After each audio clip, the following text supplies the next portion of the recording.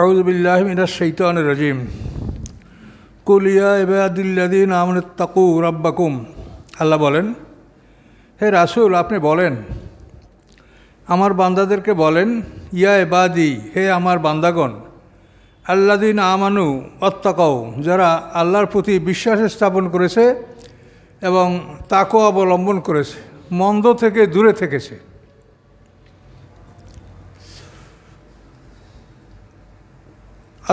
আত্তাকু রাব্বাকুম, যারা রবকে ভয় করেছে তাদেরকে আল্লাহ শোনাতে বলেছেন, লিল্লাযীনা আহসানু ফি হাযিহিদ দুনিয়া হাসানা, এই দুনিয়ায় যারা কল্যাণকর কাজ করে তাদের জন্য পরকালে কল্যাণ রয়েছে। এটা আল্লাহ জানাতে বলেছেন। পৃথিবীতে যারা কল্যাণকর কাজ করবে তাদের জন্য পরকালে কল্যাণ রয়েছে। আর এই কল্যাণকর কাজ করাই হলো আমরা এই দায়িত্ব নিয়ে আসছি, আমরা খেলাফতের দায়িত্ব নিয়ে আসছি। ইন্নী জাইলুন ফিল আরদি খলিফা। খেলাফতের দায়িত্ব হলো সেবামূলক কাজ করা। আর এই সেবামূলক কাজ করার প্রতিশ্রুতি কিন্তু আমরা সবাই দিচ্ছি। আপনাদের কাছে যখন একজন লোক ভোটের জন্য আসে, সে বলে আমি আপনাদের সেবা করব, এ রাস্তা করে দেব, কালভার্ট করে দেব, খাল খনন করে দেব, সবই সেবা। কিন্তু পরবর্তীতে এই সেবা তারা অনেকেই করতে পারেন না। তার কারণ হলো যোগ্যতা অর্জন না করে ক্ষমতা দখল করলে তারা কাজ করতে পারে না। এই যোগ্যতা অর্জন করার মানে এমএ পাস বা বিএ পাস সার্টিফিকেট থাকবে তাই। এই যোগ্যতা হলো যে আপনি যে ইবাদত যেটা আল্লাহ অনুশীলন করতে বলেছেন, এই ইবাদত অনুশীলন করলে আপনার মানসিক যোগ্যতা তৈরি হবে। জিকিরে আপনার নামাজ ভালো হবে, নামাজে আপনার মন ভালো হবে, ভালো মন হলে আপনি ভালো কাজ করতে পারবেন, আর ভালো কাজের বিনিময়ে আপনি জান্নাত পাবেন। এই কথা আল্লাহ বলেন, যারা কল্যাণকর কাজ করবে তাদের জন্য কল্যাণের সুসংবাদ, এটা আল্লাহ দিতে বলেছেন। কিন্তু পরিতাপের বিষয়, আমরা যারা মানসিকভাবে প্রস্তুত তাদের হাতে ক্ষমতা নাই, আর যারা ক্ষমতার মালিক তাদের মানসিক প্রস্তুতি নাই। এই কারণে সমাজে বিশৃঙ্খলা। মানুষের অন্তরে যদি আল্লাহর ভয় না থাকে তো যা ইচ্ছে তাই করতে পারে। আর আল্লাহর ভয় থাকলে গভীর রাতে যখন পৃথিবীর কেউ নাই তখনও সে মনে করে যে আমার সাথে আল্লাহ আছে, আমার সাথে আল্লাহর ফেরেশতা কিরামান কাতিবিন আমার কাঁধে কলম নিয়ে বসে আছে। এই কথায় কি কোনো সন্দেহ আছে? কাজে এই বিশ্বাস যদি থাকে তাহলে কোনো মানুষ অসৎ কাজ করতে পারে না। আমরা দেখেন, আমাদের একটা দেশ, আমরা মুসলমানদের একটা দেশ, এদেশে যারা আমাদের ক্ষমতাসীন, যাদেরকে আল্লাহ অর্থ সম্পদ দিছে, এর মনে হয় শতকরা 100% লোক হাজি। কেউ একবার হাজি, কেউ ডবল হাজি, ট্রিপল হাজি, মানে সবাই হাজি। কিন্তু তাদের কাজ দেখলে মনে হয় যে সুবহানাল্লাহ, কি মানে এটা চিন্তাই করা যায় না যে মানুষ কত খারাপ হতে পারে। এর কারণ হলো যে একটা মানুষকে মানসিকভাবে যে প্রস্তুত হওয়ার জন্য যে আল্লাহ বলেছেন যে তুমি সালাত আদায় করো, সঠিকভাবে তুমি সালাত আদায় করো, তাহলে এটা তোমার মনকে ভালো করবে। আর ভালো মন হলে তুমি ভালো কাজ করতে পারবে। দেহের খাবার আপনি 3 বেলা প্রধান খাবার খান, এর মাঝে মাঝে আবার কিছু নাস্তা পানি করেন, এটা দেহটা আপনার ঠিক থাকে। কিন্তু এই দেহটাকে যে বাঁচিয়ে রাখে সে তো আপনার ভিতরে আর একটা বিরাট শক্তি। সেই শক্তিটা কি? নফসে মুতমাইন্না, নফসে লাওয়ামা, নফসে আম্মারা, রূহ। এই 4টা জিনিস প্রত্যেকটা মানুষের মধ্যে আছে। এখন এই 4টা জিনিস যেমন আপনি দেখেন না, এর খাদ্যটাও দেখা যায় না। আপনারা এশার নামাজ পড়েছেন, কিন্তু এটা দেখানোর কিছু নাই।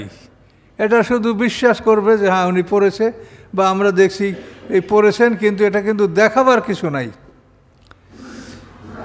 তো এইভাবে আমাদের দেহের যে প্রধান অংশটা, spiritual part of the body, এটা আপনাদের সবাই মুখস্থ করতে হবে। নফসে মুতমাইন্না, নফসে লাওয়ামা, নফসে আম্মারা, রূহ, এগুলি সব কোরআনে বলা আছে।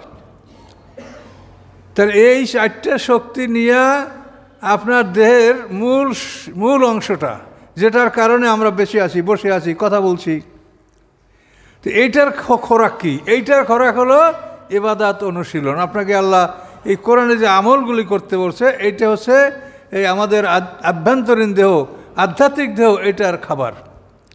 তো এই খাবারটা যদি আপনি সঠিকভাবে না দেন, তাহলে আপনার মানসিক অবস্থাটা কি হবে? মানসিক অবস্থাটা কি হবে? আল্লাহ বলছেন ওরা পশুর মতো, পশু সেই অধম।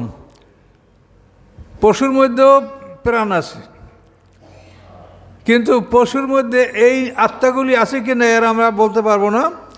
তো পশুর মধ্যে প্রাণ আছে, আমাদের মধ্যেও প্রাণ আছে, কিন্তু আমাদের যে বুদ্ধি বিবেচনা আছে এটা তো পশুর নাই। কাজে আমরা যদি এই আমাদের বুদ্ধি বিবেচনা যেটা, এটা যদি আমরা আল্লাহর বিধানের মাধ্যমে নিয়ন্ত্রণ না করি, তাহলে আমরা পশুর চাইতে অনেক অদম হব। একটা পশু, মনে করেন একটা সিংহ একটা হরিণ শিকার করে খাইয়া ও 15 দিনের মধ্যে আর শিকারে নামবে না, ওর পেট ভরা, আর নামবে না। আর আমাদের এমন কিছু আছে যে আমি খেতে পারবো, সন্তান খেতে পারবে, নাতি পোতা পতি সবাই খাইতে পারবে, তারপরও আমরা চুরি করি সারা রাত বসে। তাহলে আমরা পশুর চাইতে অদম। এটার কারণ হলো এই অনুশীলন না করা। এই সালাত, এটা কিন্তু একটা বড় কষ্টকর কাজ। কোরআন পাকে আল্লাহ নিজে বলেছেন, ওয়াইন্নাহা লাকাবীরাতুন ইল্লা আলাল খাশিন। এই যে সালাত, ওয়াস্তাইনু বিস-সাবরি ওয়াস-সালাহ, আল্লাহ বলছেন ধৈর্য এবং নামাজের মাধ্যমে তুমি আল্লাহর সাহায্য কামনা করো। আল্লাহ বলছে ওয়াইন্নাহা লাকাবীরাতুন, এটা বিরাট ব্যাপার। ইল্লা আলাল খাশিন, তারা ব্যতীত যারা আল্লাহকে ভয় করে। শীতের রাত্রে ফজরের সময় কি উঠতে ইচ্ছা করে ল্যাপ রাইখা? কিন্তু যারা মোমেন তারা কিন্তু জেগে উঠবেই। এটা অত্যন্ত কঠিন কাজ। আপনি একজন আর্মিকে যদি কমান্ডার আদেশ দেয় যে অ্যাডভান্স, সামনে দেখছে গোলাগুলি হচ্ছে, কিন্তু অ্যাডভান্স ওই গোলাগুলির সামনে করবে, কিন্তু ওই লোকটাকে যদি বলেন তুই মসজিদে যাওয়া যাবে না, তাহলে ওই যে গুলির সামনে যাওয়া যত সোজা, মসজিদে আসা তার চাইতে কঠিন। এটা আপনি দেখেন বাস্তব। এই জন্য এগুলি বাল্যকাল থেকে অনুশীলন করতে হবে, যাতে আমরা আমাদের মনকে ভালো করতে পারি।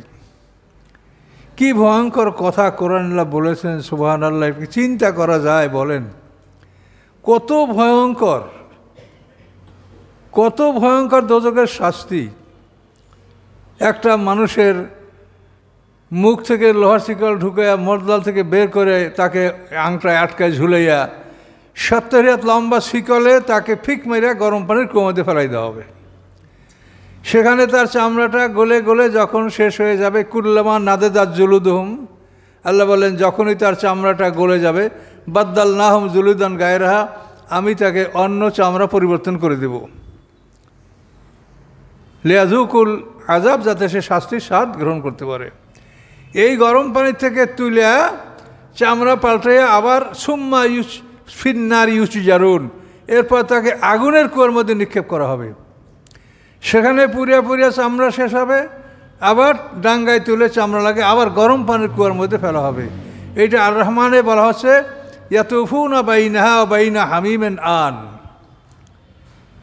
ইয়াতুফুনা, তওয়াফ পর্যন্ত একটা থেকে একটা, সাফার থেকে মারা, মারা থেকে সাফা, তওয়াফ। তো এই আগুনের, গরম পানি এবং আগুন, এই দুইটা গর্তের মধ্যে তার তওয়াফ চলতে থাকবে। ইয়াতুফুনা বাইনাহা অবাইনা হামিমেন আন, হা মানে ওই আগুন, আগুনের গর্ত, আর হামিমেন আন মানে গরম পানি। এই দুটার মধ্যে তার তাওয়াফ চলতে থাকবে। এবং এই যে শিকল, এটা কোরআনে বলা আছে, ফি সিলসিলাতিন যারুহা সাবুনা জিরান ফাসলুকুহু, এমন শিকল যেটা ফেরেশতাদের হাতের 70 হাত লম্বা, ওই শিকলে গেথে তুমি ফিক মেরে রাখে ফেলাই দাও ওই গরম পানির কুয়ার মধ্যে। চামড়া গলে গেলে আবার ডাঙ্গায় তুলে চামড়া পরে আবার আগুনের কুয়ায় ফেলে দাও।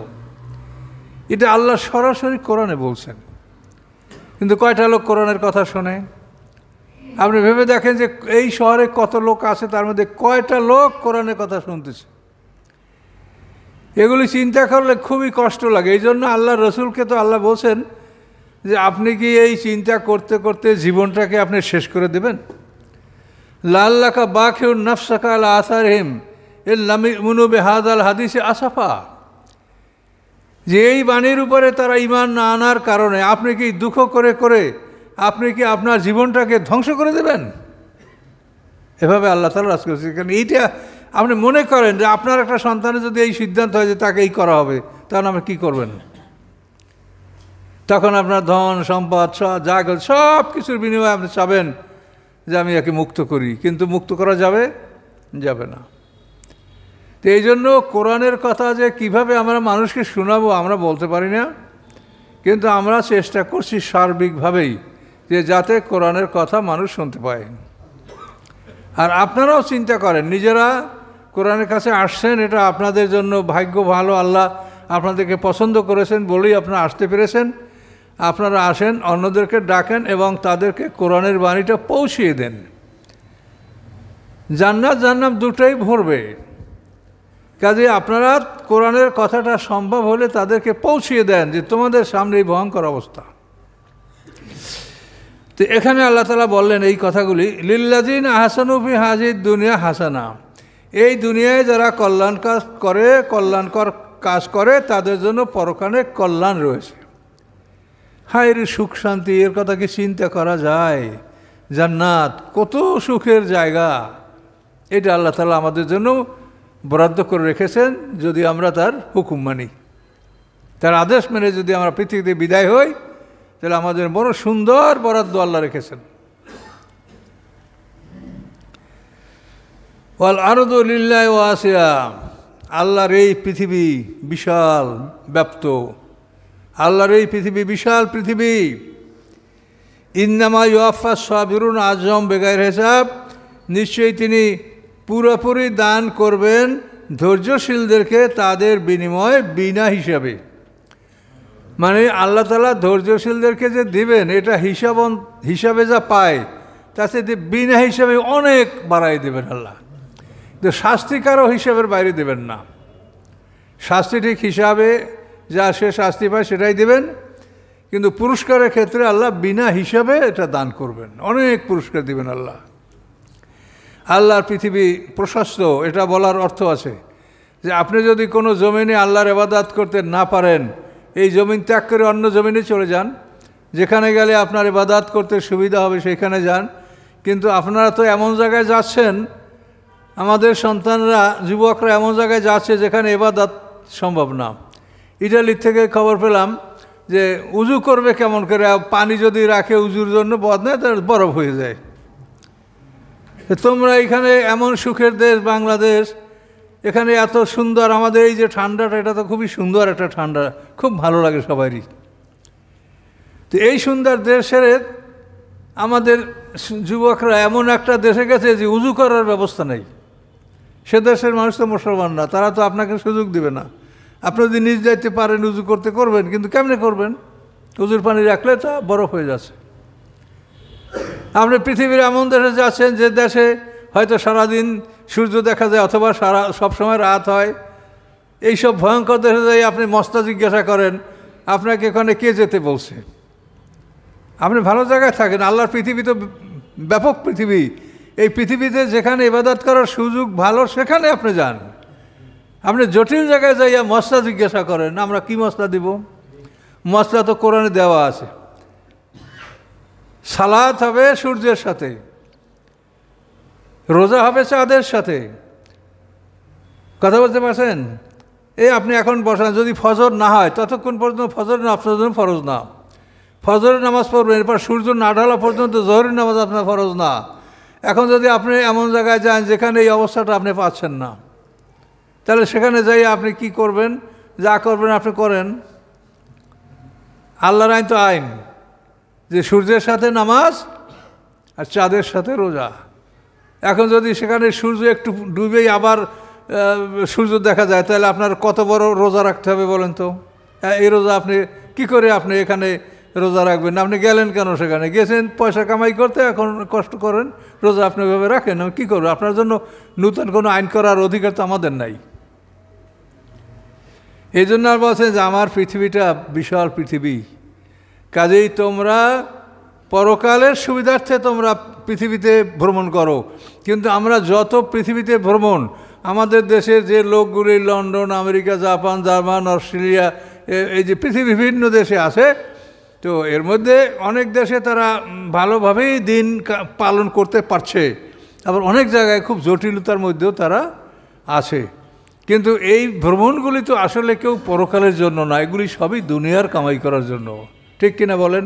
এটা বললে হয়তো আপনাদের মন খারাপ লাগবে, কিন্তু আসলে সত্য যে আসলে তো এটা পরকালের কোনো সুবিধা অর্জনের জন্য এসব জায়গায় যাওয়া হচ্ছে না, যা হচ্ছে শুধু দুনিয়ার জন্য। তারপরেও আপনারা যেখানে যান, যদি সেখানে আল্লাহর বিধান সঠিকভাবে পালন করতে পারেন, যেখানে বসেই করেন সব জমিনের মালিক আল্লাহ, আল্লাহ কবুল করবেন, আপনাকে প্রত্যাখ্যান করবেন না।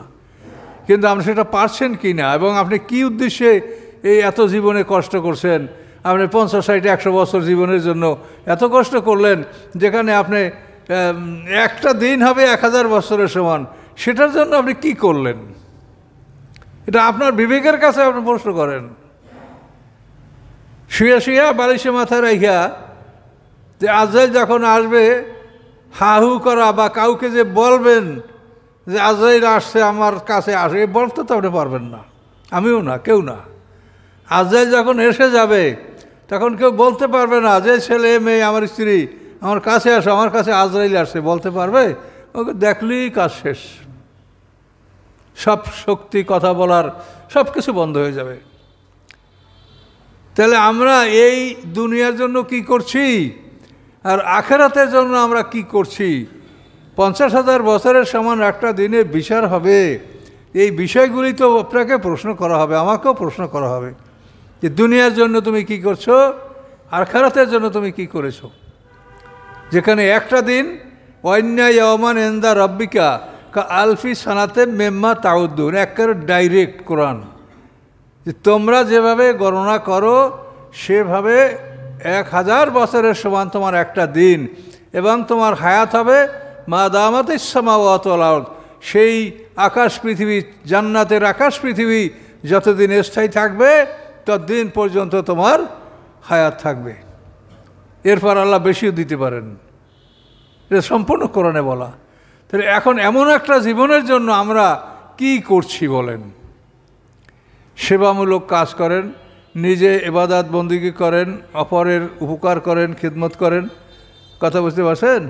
আমাদের স্বভাব হলো যে প্রতিবেশী যদি গরিব থাকে তো ও যাতে দাঁড়াতে পারে সেটা না করিয়া এমন কাজ আমরা করব যাতে ওর জমিটাও বিক্রি করতে বাধ্য হয়, আমি ওটা কিনে নেব।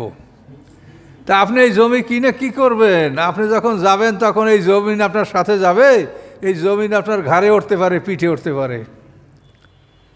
তো এগুলি তো আমাদের কাজ, এগুলি আমার মতো যুব্যধারীরাও এটা করে থাকে, আর অন্যরাও এটা করে থাকে।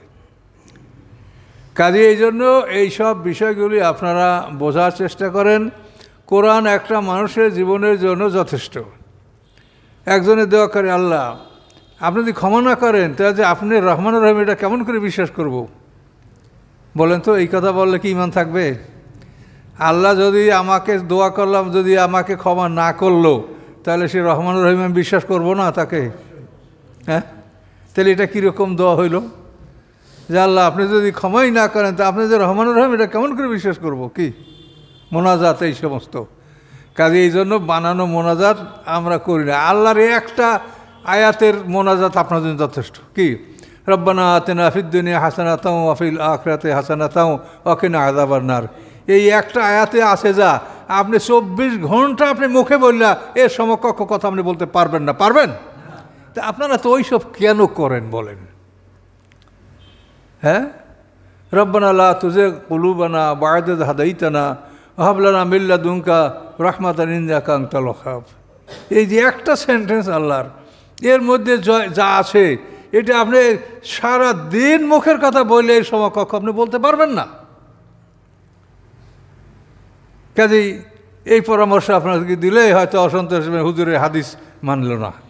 হাদিস মানব না কেন? হাদিস তো আমরা না মানি, আমাদের উপায় নাই। আমরা কতগুলি বিষয় আছে যেটা হাদিস ছাড়া কোনোভাবেই আমরা অগ্রসর হতে পারবো না। আকিমুস সালাতা আতুজ যাকাতা, নামাজ পড়ো, জাকাত। এখন এই জাকাত দাও, এটা তো আল্লাহ কোরআনে বলেছেন কিভাবে যে জাকাতটা দিতে হবে, এর বিশাল আলোচনা হাদিসের মধ্যে থেকে নিতে হবে।